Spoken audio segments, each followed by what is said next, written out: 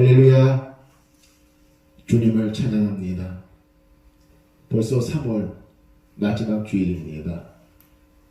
3월 한 달 동안 가정에서 예배를 드렸는데 4월에는 반드시 교회에서 예배를 드릴 수 있기를 소망합니다. 오늘은 열왕기하 4장 말씀을 중심으로 해결받은 여인이라는 제목을 가지고 말씀을 전하겠습니다. 모쪼록 말씀의 큰 은혜가 되시기를 주의 이름으로 축원합니다. 우리는 오늘 성경에서 많은 부채로 인해 시달리는 한 여인을 볼 수가 있습니다. 내용을 간추려 보면 이렇습니다. 엘리사가 운영하는 신학교에 한 학생이 일찍 죽었습니다. 그런데 그 학생이 죽으면서 많은 부채를 남기고 갔습니다. 그래서 빚쟁이들은 그의 두 아들을 빚을 다 갚을 때까지 종으로 삼겠다는 것입니다. 이보다 더한 절망이 어디 있겠습니까? 그 여인은 너무너무 어려움을 겪고 있습니다. 그러한 어려운 상황 속에서 그녀는 엘리사를 찾아옵니다. 그리고 엘리사에게 호소하고 문제를 해결받습니다. 결국 엘리사 선지자를 찾아옴으로써 문제를 해결받고 절망에서 희망으로 바뀌었다는 것이 오늘 본문 내용입니다. 본문을 보면 이 여인이 극심한 어려움 속에서 문제를 해결받았다고 말하고 있는데 어떻게 해결받았을까요? 첫 번째로 이 여인은 하나님 앞에 나왔습니다.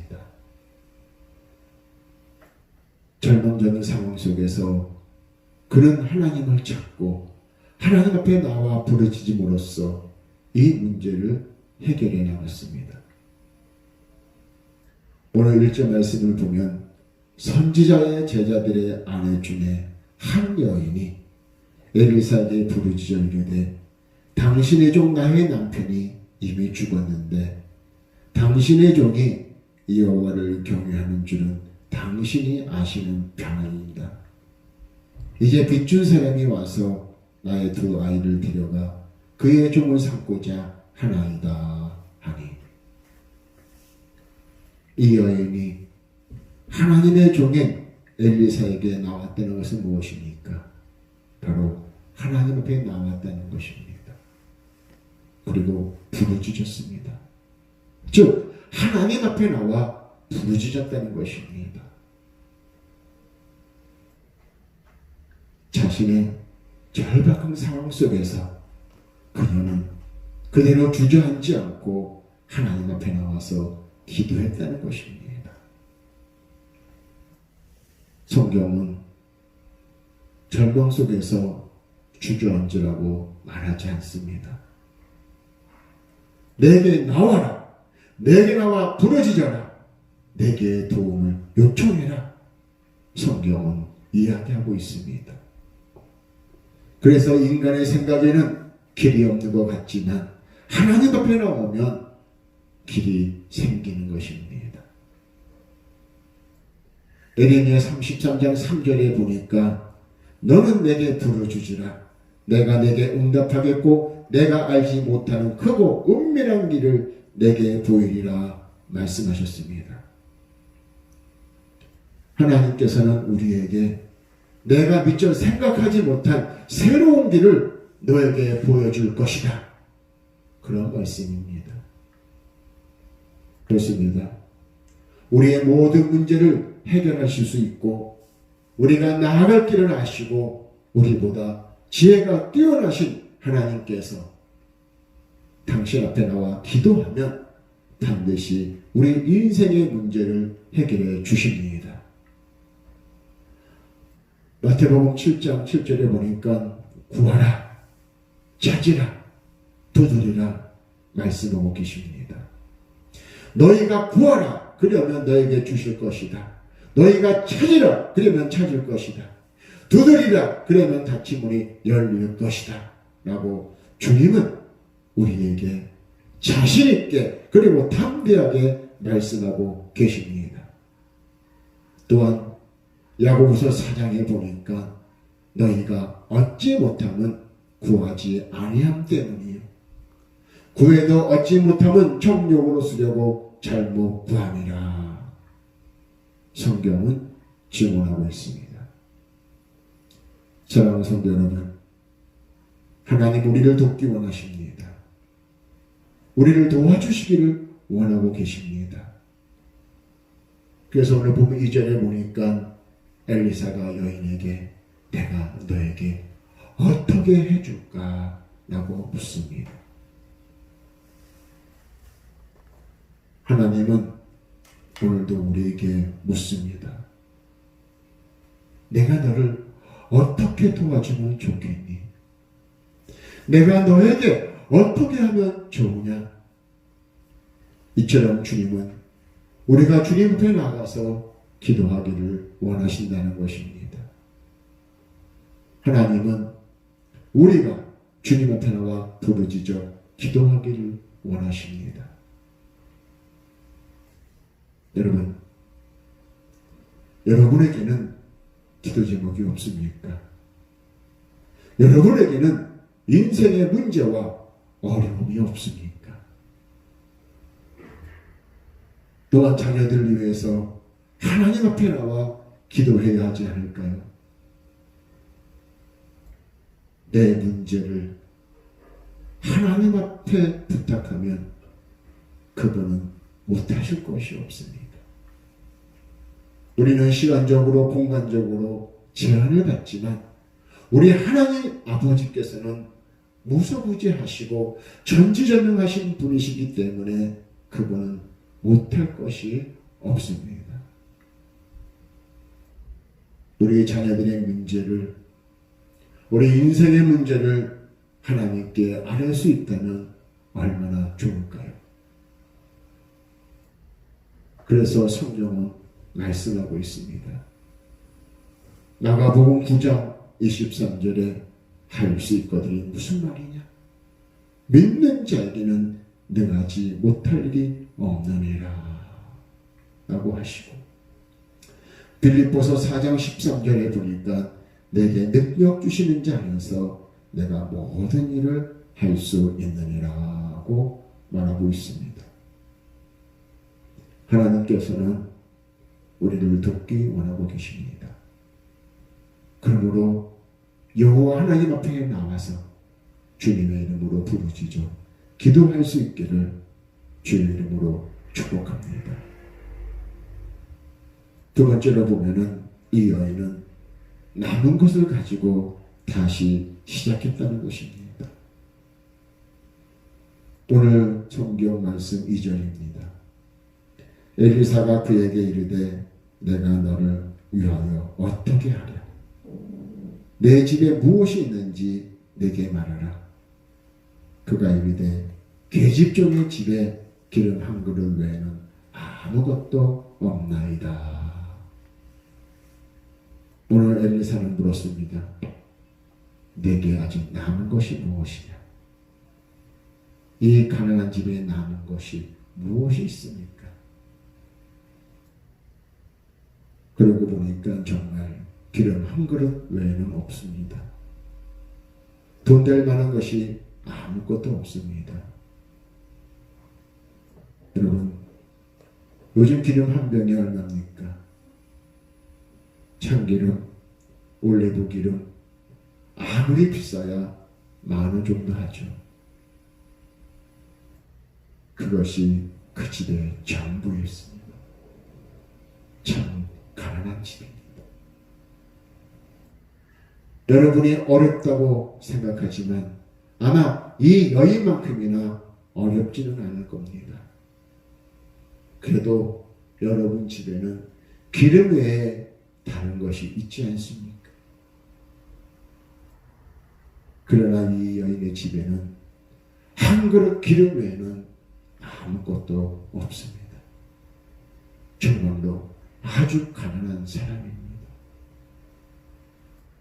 그런데 엘리사는 그것을 가지고 새로운 역사를 시작하게 하신 것입니다. 내가 가지고 있는 것을 내어 놓아라. 그러면 내가 그것을 가지고 너의 인생을 회복시켜 주겠다 말하고 있습니다. 오늘 본문에 보면 엘리사는 그 여인에게 그릇을 빌려다가 거기에 남은 기름을 부어 그것으로 문제를 해결하고 남은 것을 가지고 다시 시작하려는 것입니다. 그렇습니다. 성경에 보면은 하나님의 역사는 남은 것을 가지고 시작합니다. 출애굽기에 보면은 하나님이 모세에게 남은 지팡이를 통해서 역사하셨습니다. 모든 것을 다 잃고 달랑 남은 이 지팡이, 그 지팡이로 역사하셨습니다. 그 지팡이로 홍해를 치니 홍해가 갈라졌습니다. 그 지팡이로 반석을 치니 반석에서 물이 나왔습니다. 지팡이 하나 가지고 못할 일이 없습니다. 여러분에게 있는 것, 여러분이 남은 것, 그것을 가지고 시작하라는 것입니다. 사랑하는 성도 여러분, 여러분에게 남은 것, 그것이 무엇입니까? 믿음입니까? 사랑입니까? 성실입니까? 그것을 가지고 다시 시작할 수 있습니다. 여러분에게 주어진 것, 여러분에게 남겨진 것, 그것을 주님 앞에 내어드릴 때에 여러분의 인생에 놀라운 회복이 올 줄 믿습니다. 세 번째로 이 여인이 믿음으로 순종했다는 것입니다. 오늘 3절 4절에 보니까 이르되 너는 밖에 나가서 모든 이웃에게 그릇을 빌리라. 빈 그릇을 빌리되 조금 빌리지 말고 너는 내 두 아들과 함께 들어가서 문을 닫고 그 모든 그릇에 기름을 부어서 차는 대로 옮겨 놓으라 하니라. 지금 돈이 없어서 두 아들이 종으로 끌려갈 위기인데 돈을 좀 주던지 양식을 좀 주던지 하지 뭐 또 그릇을 빌려오라고 합니다. 여러분 같으면 순종하겠습니까? 이거 참 쉽지 않습니다. 그러나 이 여인은 그대로 순종합니다. 순종하는 모습을 하나님이 보셨습니다. 순종할 수 없을 때 순종하는 것, 이것이 믿음입니다. 믿음으로 순종해서 그릇을 많이 빌려다 놓으니까 이제 문을 닫고 아들들과 들어가서 한 그릇 남은 기름을 그릇에 부으라는 것입니다. 솔직히 순종하기 어려운 일입니다. 여러분, 우리가 하나님 앞에 순종하려고 할 때에 그것을 방해하는 것이 있습니다. 그것이 무엇이냐? 그것은 바로 이성입니다. 생각할 수 있는 이성. 이 이성은 하나님이 주신 선물이지만 때론 믿음의 방해물이 될 수 있습니다.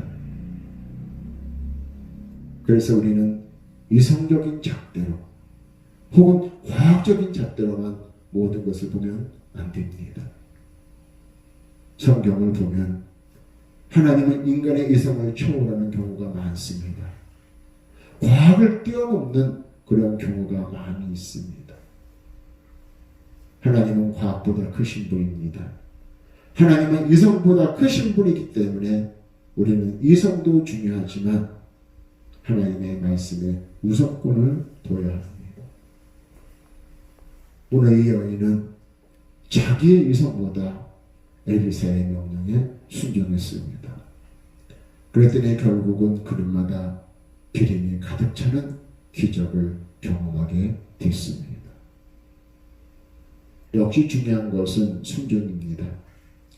어찌 보면 이 순종이라는 것은 미련해 보여도 그냥 따르는 것입니다. 하나님의 말씀이니까요. 그럴 때에 거기에 기적이 있고 거기에 길이 있습니다. 이제 그릇마다 가득 채웠더니 그 다음에 그릇이 부족했습니다. 하나님의 능력이 부족한 것이 아니라 그릇이 부족해서 더 채워줄 수 없더라는 것입니다. 만약 그릇이 더 있었다면 더 채워졌겠지요. 큰 함지를 가져다 놓으면 더 많은 기름을 받았을 것입니다. 그것이 바로 믿음의 그릇입니다. 여러분의 믿음의 그릇을 크게 준비하시기 바랍니다. 믿음대로 받습니다. 순종의 분량만큼, 믿음의 분량만큼 그릇을 준비하면 거기에 하나님이 채워주시는 것입니다. 이 여인이 진정 믿음으로 순종했기 때문에 많은 기름을 얻었고 그 기름을 가지고 자기 인생의 문제를 해결해 나간 것입니다.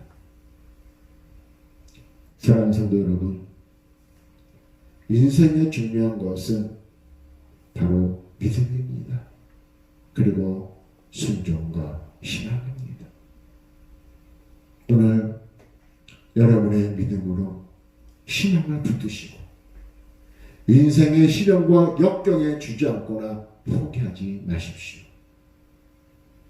모쪼록 주님 앞에 겸손히 나아가 부르짖음으로 인생을 회복시키고 하나님의 은혜로 시련과 역경의 인생을 축복과 승리로 바꿔가시는 저와 여러분 우리 모두가 되시기를 주의 이름으로 축원합니다.